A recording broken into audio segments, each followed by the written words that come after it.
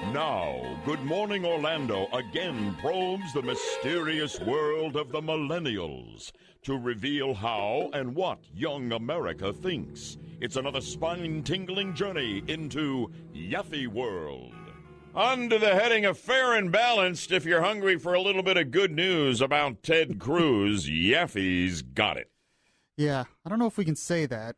I think isn't there another news organization that says Well, fair? we tied in with Fox. Oh, okay, that's true. They'd love to hear it from us. You know that. Yeah, okay. And I do have some good news about Ted Cruz, and it is directly from the millennial generation, which is kind of interesting because last week, as many of you know, I talked on Yaffee World about how it seems that the millennials are going towards Rubio. Right, you did say that. Yes. And by the way, if you miss any of my Yaffee World segments, I put it on my website, beyondreasonradio.com. Or if you go on iHeartRadio, search Beyond Reason Radio, you can find the Yaffee World segments plus my other podcasts as well. So just Beautiful. A little note there. Good stuff. But yes, last week I was citing evidence that Marco Rubio is getting millennials. Well, maybe I was wrong. Now that's voters 18 to 34?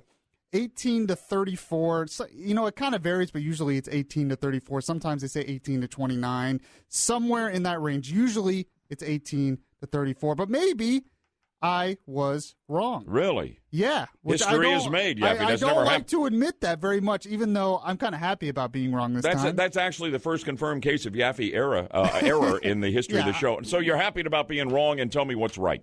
Well, according to CNN exit polls and Fox News exit polls from South Carolina, believe it or not, Senator Ted Cruz won the youth vote. How about that? Yeah, Good, Cruz good. was declared the winner among those ages 18 to 29 at 28%, with Trump at 26% and Rubio at 22%. So what's really interesting is not only did Ted Cruz get first, but Rubio, who is seen as the guy who can get millennials, got third.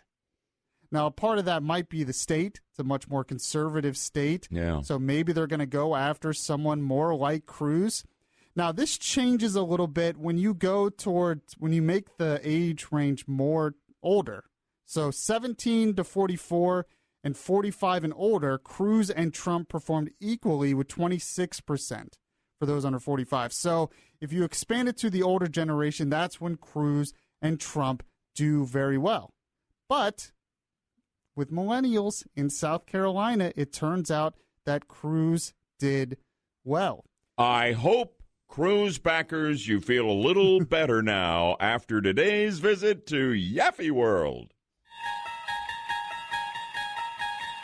Join us next time for another illuminating journey into the mind of the millennials in Yaffee World.